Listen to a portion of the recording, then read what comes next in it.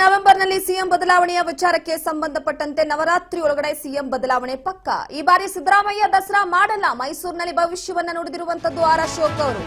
ನವೆಂಬರ್ನಲ್ಲಿ ಸಿಎಂ ಬದಲಾವಣೆಯ ವಿಚಾರಕ್ಕೆ ಸಂಬಂಧಪಟ್ಟಂತೆ ರಾಜ್ಯ ರಾಜಕೀಯದಲ್ಲಿ ಈಗಾಗಲೇ ಚರ್ಚೆಗಳು ಶುರುವಾಗ್ತಾ ಇದೆ. ಅದರ ಜೊತೆಗೆ ಕೆಲವೊಂದಿಷ್ಟು ಹೇಳಿಕೆಗಳು ಹೊರ ಬರ್ತಾ ಇದೆ. ನವರಾತ್ರಿಯ ಒಳಗಡೆ ಸಿಎಂ ಬದಲಾವಣೆ ಆಗೋದು ಪಕ್ಕ.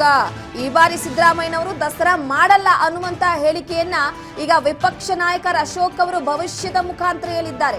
ದಸರಾ ಒಳಗೆ ಸಿಎಂ ಬದಲಾವಣೆ ಆಗ್ತಾರೆ, ನಾನು ಈಗಾಗಲೇ ಸದನದಲ್ಲೇ ಹೇಳಿದ್ದೇನೆ ಅನ್ನುವ ಮುಖಾಂತರವಾಗಿ ಸಿಎಂ ಬದಲಾವಣೆಯ ವಿಚಾರಕ್ಕೆ ಮತ್ತಷ್ಟು ಇಂಬು ಕೊಡುವ ರೀತಿಯಲ್ಲಿ ಹೇಳಿಕೆಯನ್ನ ಕೊಟ್ಟಿದ್ದಾರೆ.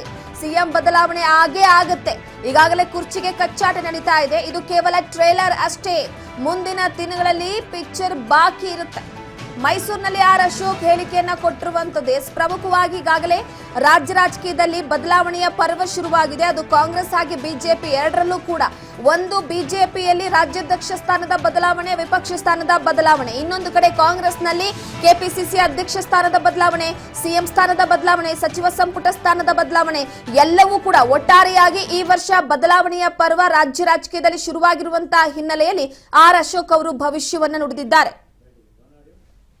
ಸಿಎಂ ಬದಲಾವಣೆ ವಿಚಾರ ಬಗ್ಗೆ ಚರ್ಚೆ ಆಗ್ತಾ ಇದೆ. ರಾಜಣ್ಣ ಅವರು ಹೇಳ್ತಾ ಇದ್ದಾರೆ ಸೆಪ್ಟೆಂಬರ್ ಅಲ್ಲಿ ಪ್ರಮುಖವಾದಂತ ಬದಲಾವಣೆ ಆಗುತ್ತೆ ಅನ್ನೋದು. ನಾನು ಅದೇ ವಿಧಾನಸಭೆಯಲ್ಲಿ ಹೇಳಿದ್ದೀನಲ್ಲ, ಸೆಪ್ಟೆಂಬರ್ ಅಲ್ಲಿ ಈ ರಾಜ್ಯದಲ್ಲಿ ಬದಲಾವಣೆ ನಿಶ್ಚಿತ, ಖಚಿತ. ಅಗ್ರಿಮೆಂಟ್ ಪ್ರಕಾರ ಅವರು ಬಿಟ್ಕೊಡ್ಬೇಕಾಗ್ತೈತೆ. ಆ ತರದ ಒಂದು ಮಾತುಕತೆ ಆಗಿರೋದು ನಿಜ. ಅದಕ್ಕೋಸ್ಕರ ಚೇರ್ಗಳ ಕಿತ್ತಾಟ ಆಗ್ತಾ ಇದೆ. ಈಗ ಪ್ರಾರಂಭ, ಅದ್ರದ್ದು ಟ್ರೈಲರ್ ಈಗ ಬರ್ತಾ ಇದೆಯಲ್ಲ.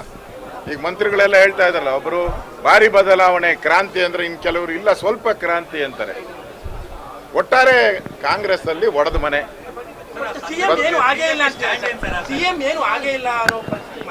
ಪಾಪ ಚೇರ್ ಉಳಿಸ್ಕೊಳಕ್ ಬೇರೆ ದಾರಿ ಏನಿದೆ ಅವ್ರಿಗೆ?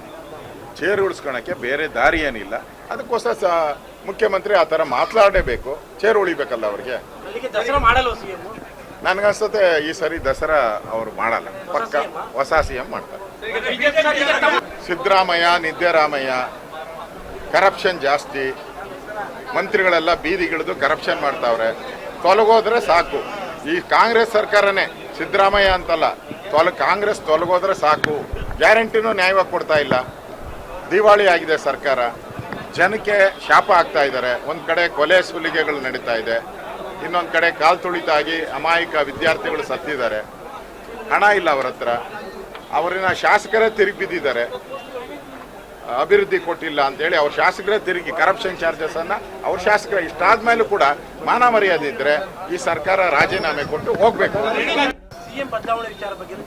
ಎಸ್, ಈಗ ಒಂದು ಕಡೆ ವಿಪಕ್ಷ ನಾಯಕರಾದಂತ ಆರ್ ಅಶೋಕ್ ಅವರು ಹೇಳಿಕೆಯನ್ನ ಕೊಟ್ಟಿರುವಂತದ್ದು ನವೆಂಬರ್ ತಿಂಗಳಲ್ಲಿ ಬದಲಾವಣೆ ಆಗೇ ಆಗುತ್ತೆ, ಸಿಎಂ ಸ್ಥಾನ ಬದಲಾವಣೆ ಆಗುತ್ತೆ. ಈ ಬಾರಿ ದಸರಾ ಹಬ್ಬವನ್ನ ಸಿದ್ದರಾಮಯ್ಯನವರು ಆಚರಣೆ ಮಾಡೋದಿಲ್ಲ.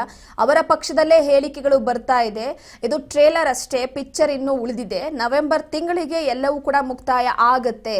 ಅವರ ಪಕ್ಷದಲ್ಲಿರುವ ಬದಲಾವಣೆ ವಿಚಾರಕ್ಕೆ ಸಂಬಂಧಪಟ್ಟಂತೆ ಕೆಲವೊಂದಿಷ್ಟು ಸೂಕ್ಷ್ಮತೆಯನ್ನ ಕೊಡ್ತಿದ್ದಾರೆ ಅನ್ನುವಂತ ಹೇಳಿಕೆಯನ್ನ ವಿಪಕ್ಷ ನಾಯಕ ಅಶೋಕ್ ನೀಡ್ತಾ ಇರುವಂತದ್ದು.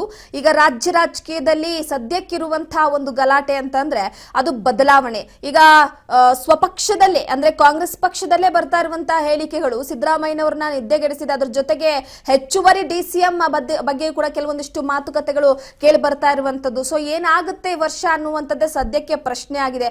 ಒಟ್ಟಾರೆಯಾಗಿ ಸಿದ್ದರಾಮಯ್ಯನವರ ಕುರ್ಚಿಯ ಮೇಲೆ ಅಂದ್ರೆ ಸಿಎಂ ಕುರ್ಚಿಯ ಮೇಲೆ ಸಾಕಷ್ಟು ಜನರ ಕಣ್ಣಿರುವಂತಹ ಹಿನ್ನೆಲೆಯಲ್ಲಿ ಒಂದು ರೀತಿ ಬದಲಾವಣೆ ಆಗುತ್ತಾ?